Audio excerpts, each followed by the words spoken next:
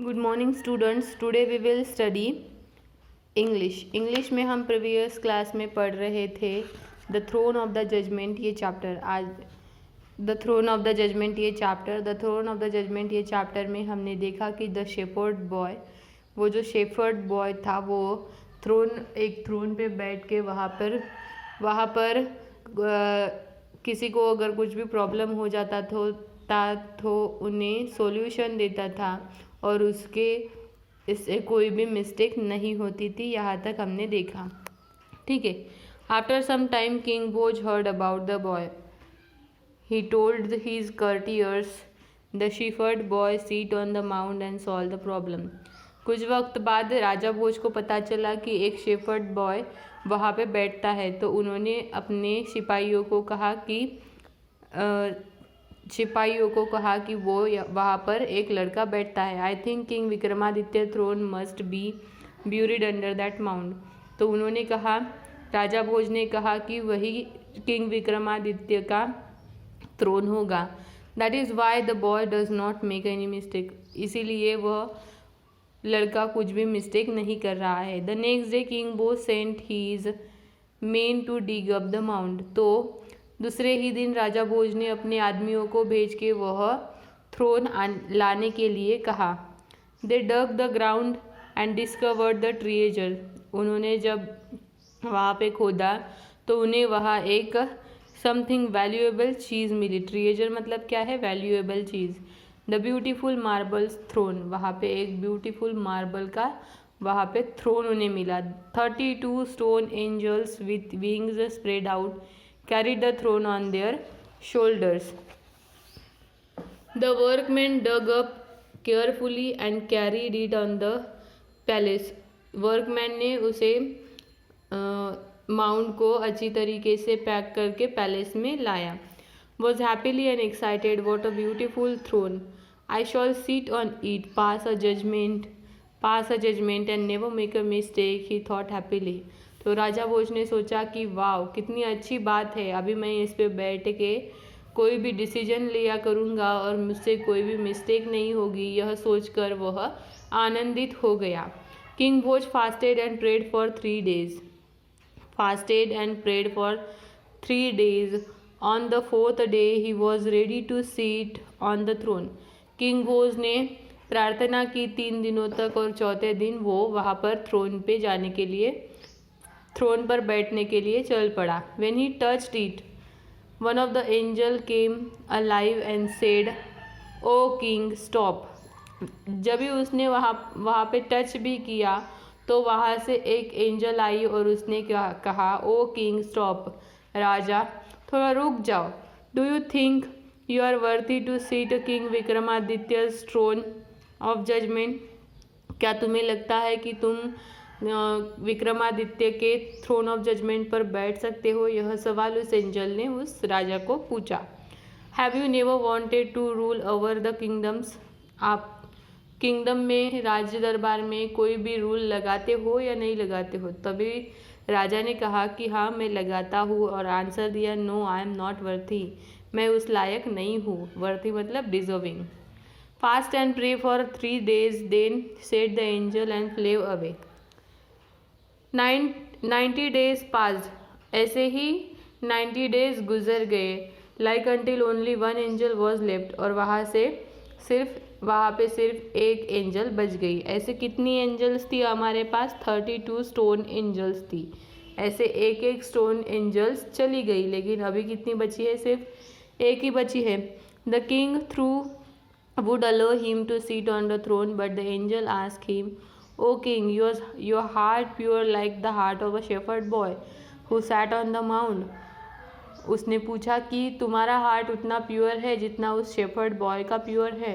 Only if it is, you will be worth to sit on the throne। अगर तुम्हारा heart इतना pure है तो तुम थ्रोन पे बैठ सकते हो। The king thought for some time and answered truthfully। King ने सोचा और उसने सही से जवाब दिया कि नहीं, मैं उस लायक नहीं हूँ। The angel heard the king reply and flew away. और वही हुआ जो बाकी एंजल के साथ हुआ, उसने भी वह सुना और वहाँ से थ्रोन लेके, मार्बल का थ्रोन लेके वहाँ से चली गई।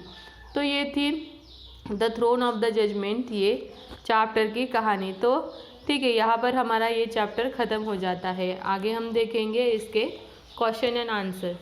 तो क्वेश्चन एंड आंसर में आंसर दिस क्वेश्चन में क्वेश्चन नंबर ए है answer this question. Answer this question में फर्स्ट क्वेश्चन है why was the city Ujjain famous, what special skill did the rural have. Ujjain city किस लिए फेमस थी और special skill क्या थी वहाँ पे।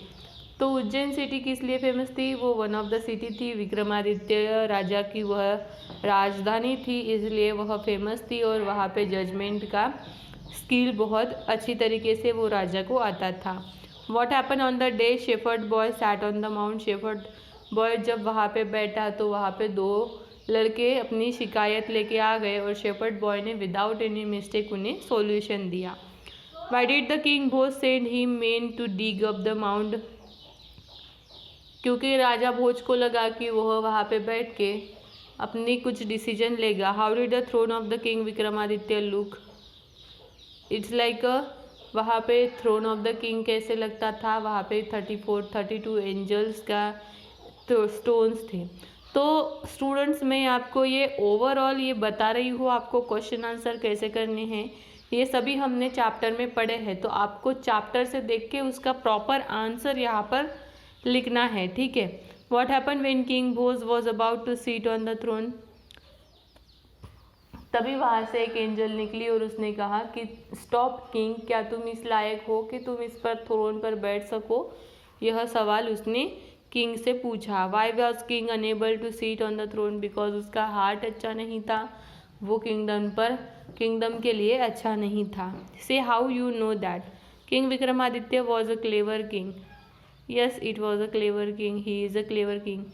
The shepherd boy became famous. हाँ, famous हो गया था. King Bose wanted to be a wise ruler. The shepherd boy was innocent. Yes. Those who were unworthy could not sit the king Vikramaditya throne. Yes. Say how you know that. ये आपको किस तरीके से पता चला, ये आपको देख के लिखना है, ठीक है। थिंक, इसके बारे में थिंक करके आपको ये क्वेश्चन के आंसर लिखने हैं। What lesson did the angel teach King Bhoj? Angels ने किंग भोज को कौन सा लेसन पढ़ाया, क्या लेसन पढ़ाया। जब भी उसने वो थ्रोन को बैठने की कोशिश की तभी भी उसने उसे एहसास कराया कि वो कैसा है।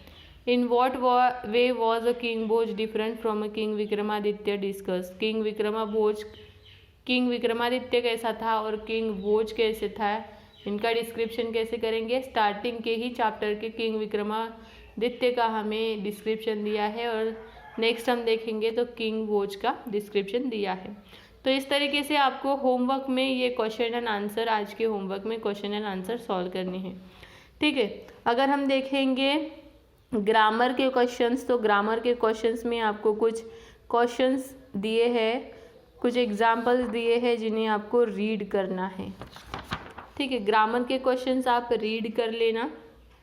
Adverb to the place of the complete sentence, यहाँ पे कंप्लीट सेंटेंस के लिए एडवर्ब लगाना है। Correct words to complete, okay students. और ये है प्लेस द एक्सक्लेमेशन मार्क। यहाँ पे क्या करना है आपको, फुल स्टॉप है, कॉमा है, एक्सक्लेमेटरी मार्क है, ये क्वेश्चन में आपको लगाना है, ओके।